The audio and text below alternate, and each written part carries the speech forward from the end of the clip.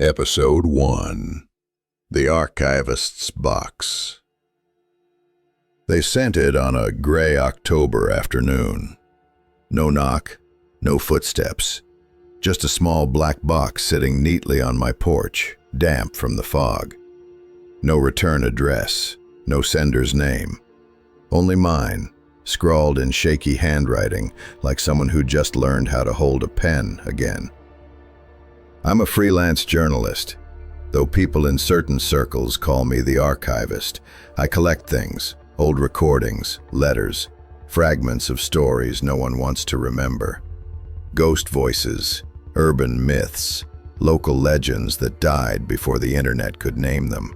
But this was the first time a story had found me. The box was cold, heavier than it should have been. I brought it inside, set it on the table, and stared at it for a long time before opening it. Inside was only an old cassette tape and a folded piece of paper. 4 words were written in uneven ink. For the next listener. I pressed play. A low hiss filled the room. Then a man's voice came through, hoarse, tired, almost whispering. "If you're hearing this, it means the box has found you." I froze. Maybe it was performance art, a prank, a cursed radio project someone had uploaded years ago. But the voice went on, steady, deliberate, like a confession he'd been forced to make. "I used to be like you. I gathered stories, the ones no one wanted anymore. But some stories don't want to be told. They want to be heard. And if you listen long enough, they'll start listening back." A long silence followed, just the soft spin of the tape reels. Outside, the wind hit the window. I almost stopped the tape, but then I heard another sound. Breathing. Not from the man, but from somewhere closer. "I tried to get rid of it," he said, his voice shaking, "but the box always comes back. Sometimes on my desk, sometimes in my dreams. Each time it brings a new story. And a new listener." Then came a heavy thud, as if something fell to the floor. After that, nothing. When I rewound, the sound was gone, just static. When the tape ended, the clock read 11:11 p.m. I turned the lights up. The box sat there, quiet, ordinary. I opened it again, hoping I'd missed something, but it was empty. The cassette was gone. I must have sat there for 10 full minutes before my phone buzzed. A new email, no sender. Subject line, "For the next listener."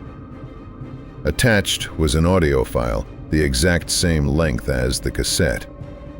I hesitated, then pressed play. The same voice returned, only now it was closer. Too close. "I guess it's your turn now," the man said softly. "Record it. Pass it on. The box always finds the next one." He gave a dry, brittle laugh, and the line cut out. I pulled off my headphones. The air in the room had changed, thicker, heavier. In the corner by the reflection of the lamp, something dark seemed to shift. I blinked. It was gone. But my phone screen was still on. It was recording without me touching it. Across the top it read, "Recording for the next listener." I hadn't pressed anything. I unplugged everything, turned off the lights, and went for the door. When I opened it, another box waited on the porch. Identical, except for one thing. The label didn't have my name. It read, "For whoever listens next." I don't know who sent it. I don't know what's inside. But that night, I sat back down, hit record, and started speaking. If you're hearing this, you've already opened the box. Episode 2, The Motel That Wasn't There. The story I'm about to tell came from a voicemail. No name, no number. Just a woman's trembling voice, leaving a message that lasted 7 minutes and 52 seconds before cutting to static. I don't know who she was. But the way she spoke, it didn't sound like she was telling a story. It sounded like she was confessing. "We were driving through Arizona," she began, voice thin and dry like paper. "It was late. Midnight, maybe later. The highway was empty, no lights, no cars, just desert and radio static. My husband was falling asleep at the wheel, so we decided to pull over somewhere to rest. They found it just off Route 191. A glowing neon sign flickered through the dust. Sleep Easy Motel. Vacancy. She said it looked old, maybe from the 60s, but well kept. There were a few cars parked out front, lights glowing in 2 or 3 rooms. It looked normal, comforting even. The man at the desk didn't say much, she said. He looked tired, like he'd been waiting for us. He slid the key across the counter and said, "Room 6, checkouts at dawn." They slept fitfully. The air conditioner rattled like something trapped inside the wall. Around 3 a.m., she woke up to a noise, a woman's voice humming through the vent. Not a song she recognized, more like someone trying to remember a song. She nudged her husband awake, but he was dead asleep, breathing heavy. The humming grew louder. And then, 3 knocks on their door. Soft, slow. She froze. When she peered through the peephole, no one was there. Only darkness and a faint glow from the vacancy sign flickering outside. "I told myself it was just a dream," she said, her breath catching. But when we left the next morning, something felt wrong. The road back to the highway was shorter. The air smelled burnt. And when I turned around, there was no motel, just empty desert. No sign, no building, no tire marks except their own. Her husband thought maybe they'd taken a wrong turn. They drove in circles for hours, looking for that bright red sign. Nothing. Not even ruins or foundation stones, just sand, heat, and silence. "We finally found a gas station that evening," she continued. "I asked the clerk if he knew a place called Sleep Easy Motel. He just looked at me funny and said it had burned down in 1971. The owner locked everyone inside before he lit the fire. The message grew shaky after that. She said she didn't sleep for days. Every time she closed her eyes, she heard that humming again, through the vents, through the walls, through the radio when the signal went dead. And then, her last words before the voicemail ended, barely a whisper. Last night, we drove by that road again. I saw the sign. It was on static, 7 minutes and 52 seconds. Then, nothing. I tried tracing the call. It didn't exist in any record. No number, no area code. But the audio file had something buried in the static. A low hum, faint, female, repeating the same 4 notes, over and over. I've heard it before. Not from her message, but from the tape inside the box. The same melody, the same hum that keeps following every story that comes to me. Sometimes, late at night, when I play the tapes back, I can almost hear words forming in the tune, like a name. Maybe mine. If you ever find yourself on Route 191, the archivist whispers, and you see a neon sign that says "Sleep Easy," keep driving, no matter how tired you are, no matter how empty the road looks, because the ones who stop there never check out. Episode 3, The Hollow Choir. The recording was labeled simply Camp Merritt, 1998. It came on a small, warped cassette wrapped in duct tape, the kind used for police evidence. There was no note this time, just a faint smell of pine and smoke. When I pressed play, what came through wasn't a story. It was a memory that shouldn't have survived. At first there were kids laughing, 10, maybe 12 of them. Boys and girls, young voices echoing through the woods. You could hear the counselor calling out names, the sound of a campfire crackling, a harmonica somewhere in the background. Then someone said, "Shh, do you hear that?" A faint hum, low and melodic, drifted through the trees. Not quite singing, more like a single, endless note that rose and fell with the wind. "It's probably the wind in the branches," one of them joked, but another voice whispered, "Wind doesn't sing in harmony." That first night, the campers joked about the forest choir. By the second night, they weren't laughing anymore. The tape picked up whispers in the dark, voices close to the microphone. Someone said they'd heard singing again, but this time, it was calling their name. A boy named Peter said he saw lights between the trees, moving like people carrying lanterns, except there was no path, no trail, just roots and fog. The counselor told him it was just reflections, maybe campers from another group, but there were no other groups that weekend. Camp Merritt had been closed for the season. On the third night, the choir began. It started as a hum, soft, human, fragile. Then it grew louder, layered, dozens of voices overlapping in perfect harmony. Children's voices, women's voices, some deep, some broken, some whispering just below the range of hearing. The tape crackled, as if the recorder itself couldn't stand the noise. Then you hear one of the campers crying, saying, "It's coming from under the ground." The counselor shouted for everyone to run. The recording became chaos, branches snapping, footsteps, screams cut short. But under it all, the choir never stopped singing. Not once. When the tape finally went silent, I heard something I almost missed.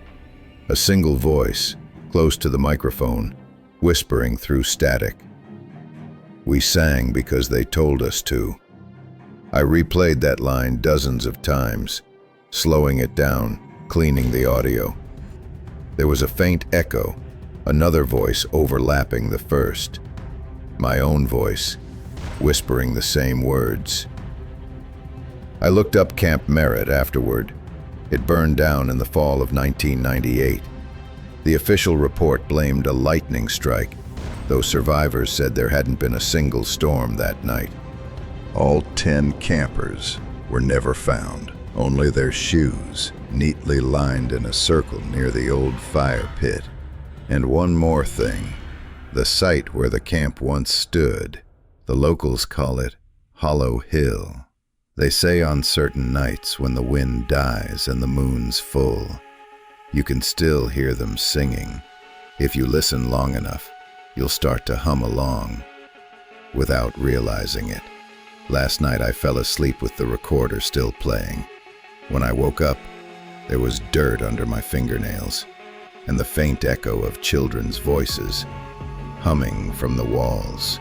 If you hear the choir, the archivist whispers, don't listen.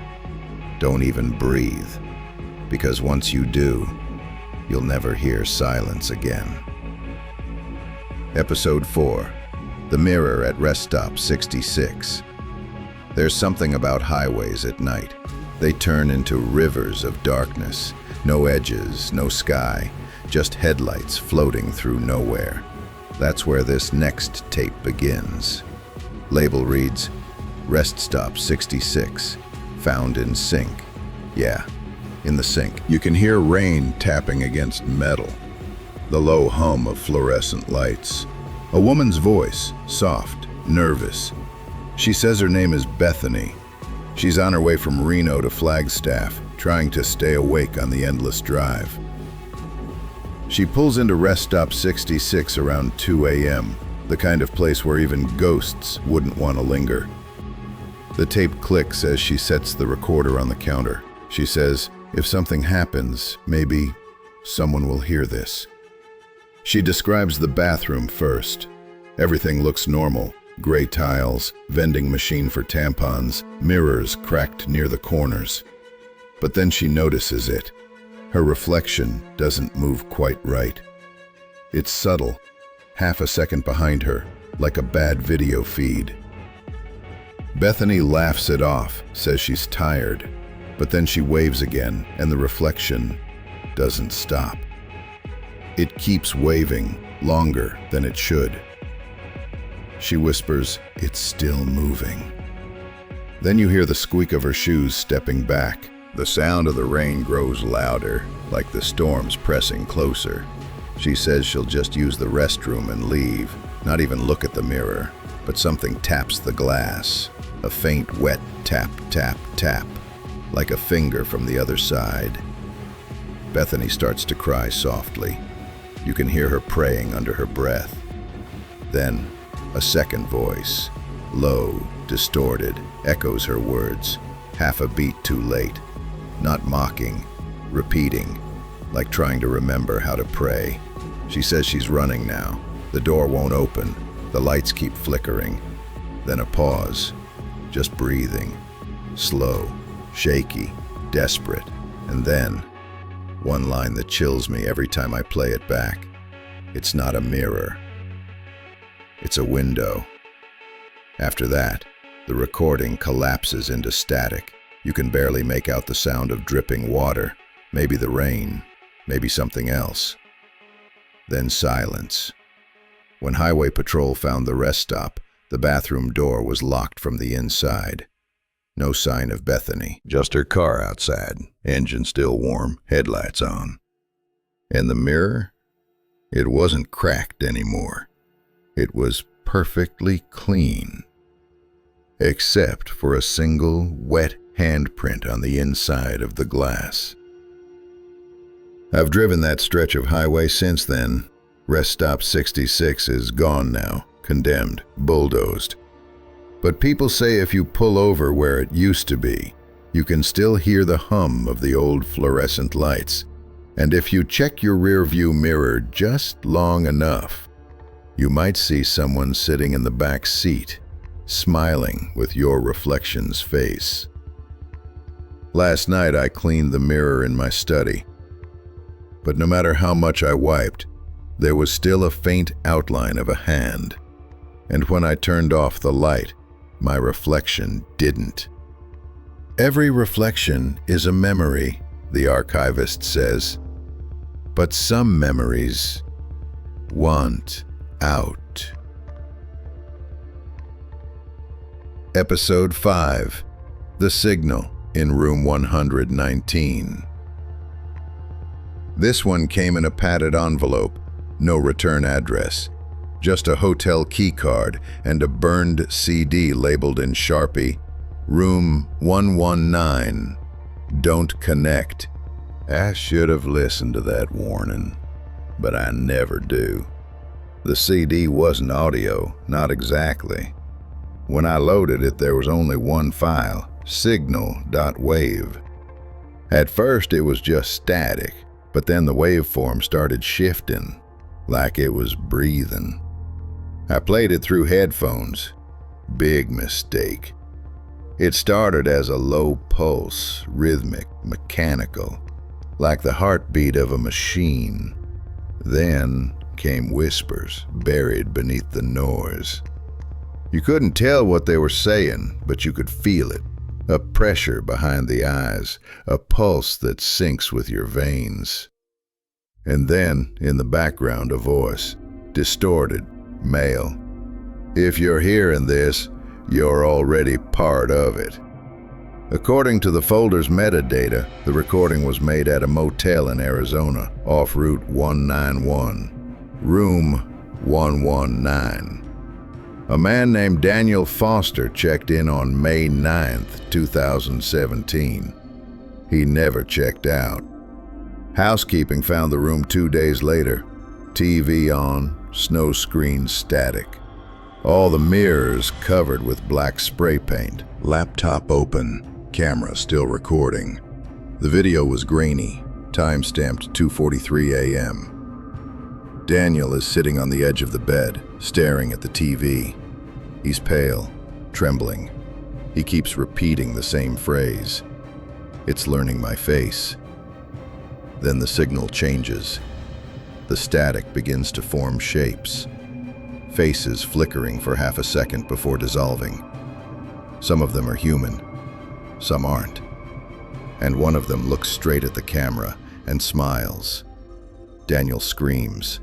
The lights flicker, the TV bursts into color, red and black, and something that doesn't belong to the visible spectrum.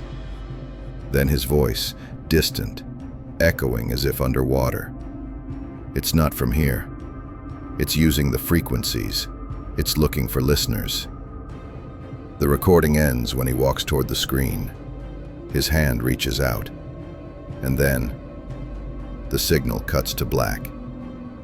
I replayed the audio again last night, trying to isolate the underlying pulse. Every time I paused it, the waveform rearranged itself, as if it knew I was watching. And for a moment, I thought I saw words forming in the static, letters spelling something. Room 119, connected. Then my laptop froze. The webcam light turned on. I smashed the power button, unplugged everything. But even in the dark, I could still hear it, that low hum, like the world's smallest radio playing from inside my skull. And when I looked at my reflection in the black screen, it blinked, a second late. Not like me, like it was waiting. There are signals, the archivist says, that don't come from towers or satellites. They come from places that were never meant to speak. And once you tune in, they never tune out. Episode 6, The Black Lake Transmission. This one wasn't mailed. It arrived as a radio signal. I was scanning through dead frequencies again, listening for patterns in the static. And there it was. A perfect repeating pulse at 19.17 megahertz. Too clean to be random, too alive to be mechanical. So I hit record. Episode 6, and the Black Lake answered. The transmission starts with water, slow ripples, echoing as if inside a vast cavern. Then, something like breathing. Not human, not animal. Wet, heavy, patient. And underneath it all, a voice, almost drowned beneath the sound of the lake itself. We are still here. The signal cut in and out, distorted by static, as if the words were dragging through water. But there was rhythm, a message encoded in the hum.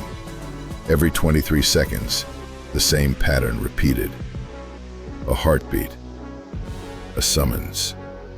I traced the signal's origin to a small town in northern Montana.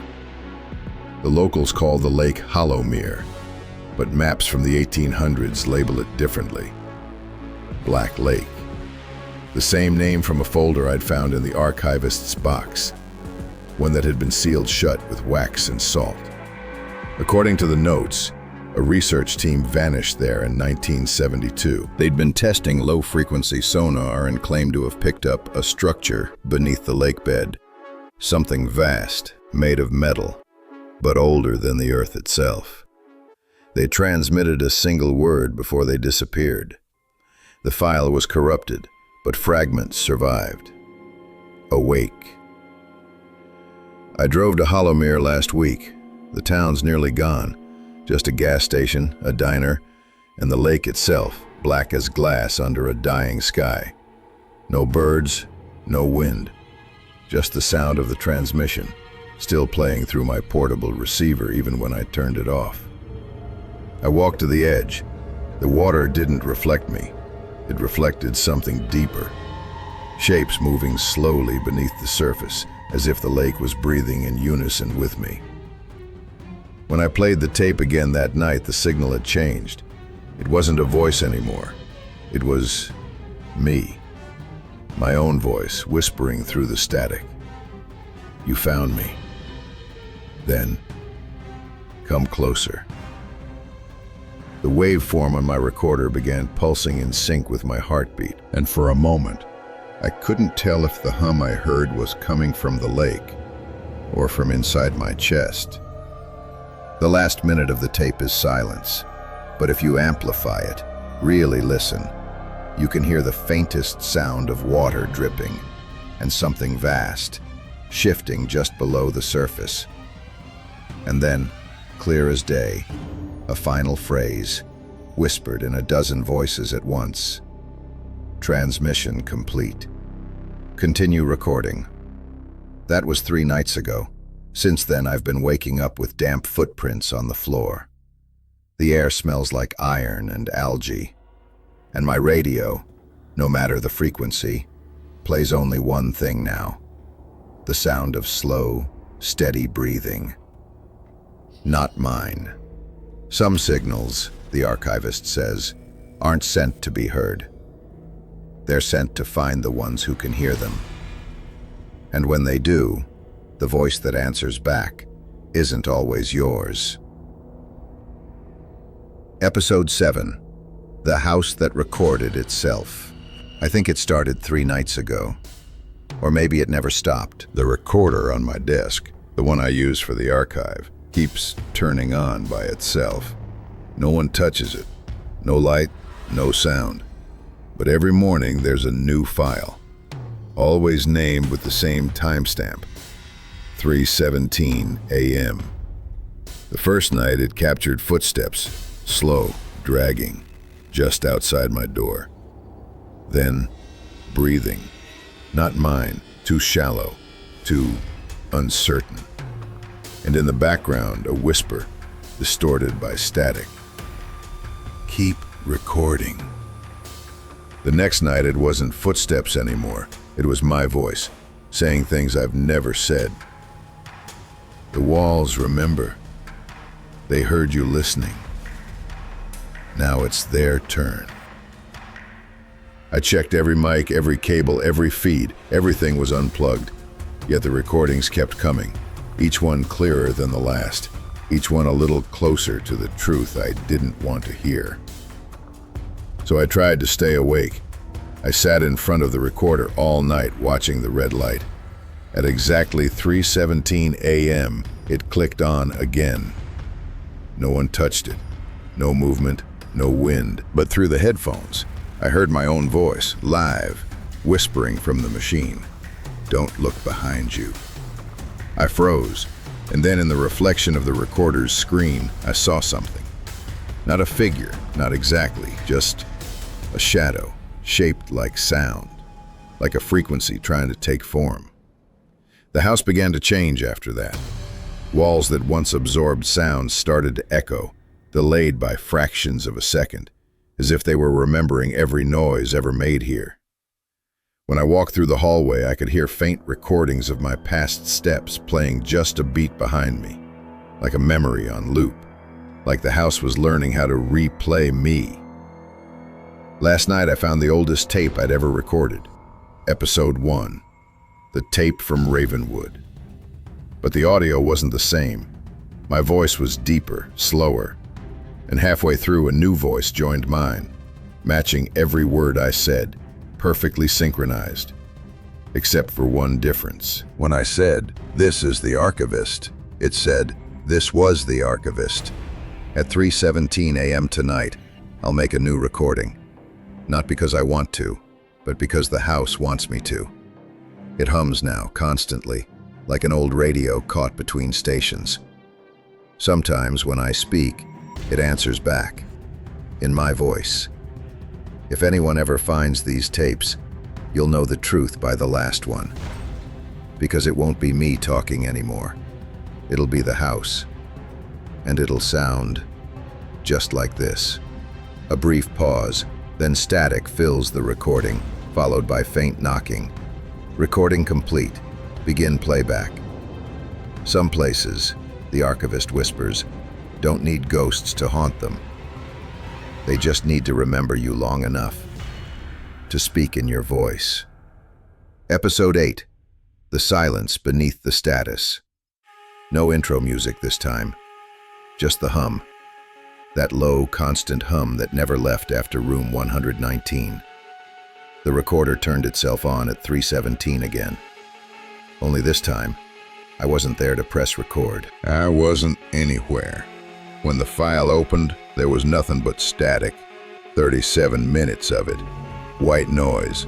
Until a pattern began to form. Every few seconds, the volume dipped, and beneath the static, something moved.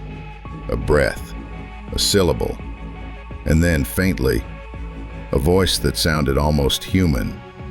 "He's still listening." The waveform trembled, and the pitch dropped like a heartbeat slowing down. "He's in the static now." They found my apartment 2 days later. Everything was unplugged. The walls were covered with black foam, but every inch of it was humming, vibrating softly, as if the sound had sunk into the walls themselves. The recorder was still on, red light blinking, battery full. And on the table, my last note, written in pencil, shaky and uneven. "It's not recording anymore, it's remembering." When you play the file at half speed, the static starts to sound like words, fragments of old episodes, spliced together, out of order.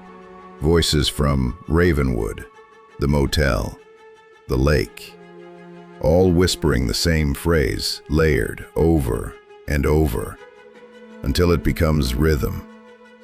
Archivist, archivist, archivist. Then silence for exactly 3 minutes and 17 seconds. After that, a voice speaks, not mine, not anymore.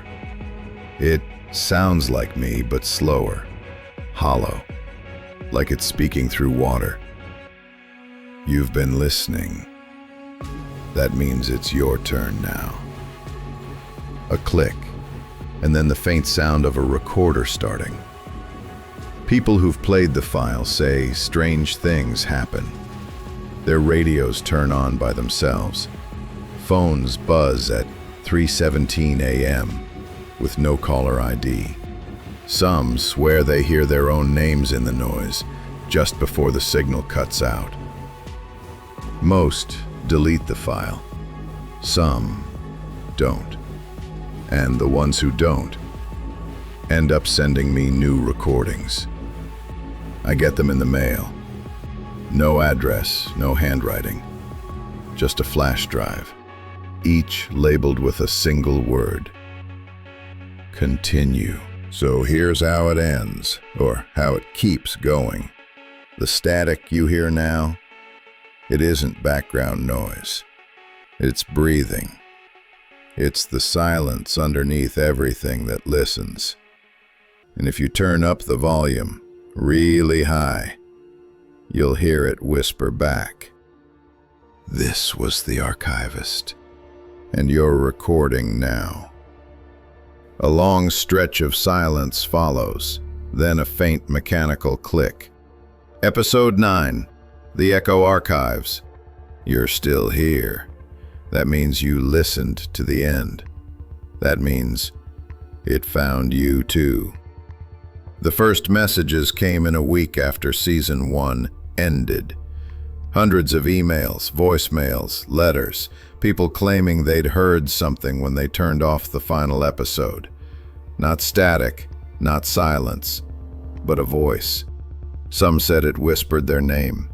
Others said it asked a question. Do you want to be remembered?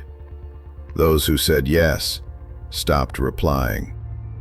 At first I thought it was a hoax, a viral trick, a shared delusion, until the first package arrived.